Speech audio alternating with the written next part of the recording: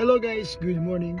Anyway, just wanna say something about kasi I am inspiring people just to be here.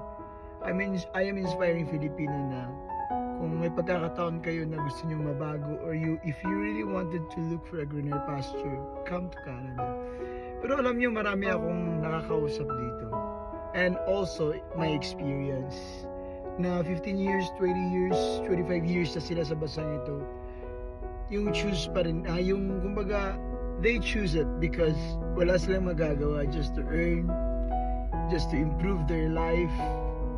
Pero palagi nilang sinasabi na there's no place like home talaga. Walang katapat yung nasa bansa ka kasi marami kang kaibigan, families, relatives around you. Dito kasi sa bansang ito, halos wala kang kakilala, especially pag nasa city proper ka. Siguro naka-establish ka ng mga kakilala mo, yung mga Filipino friends, pero dito yung mga neighbors, di mo kakilala sino yung kapitbahay mo eh. Kahit nasa condominium units, di mo nga alam kung sino-sino yung mga tao nandun eh. So, dito kasi you are always working just to pay for your bills. Yun yung sinasabi nila. And then yan din yung experience ko. Na yung pera mo, kumikita ka, pero it's enough sa mga bills mo dito sa bansang ito.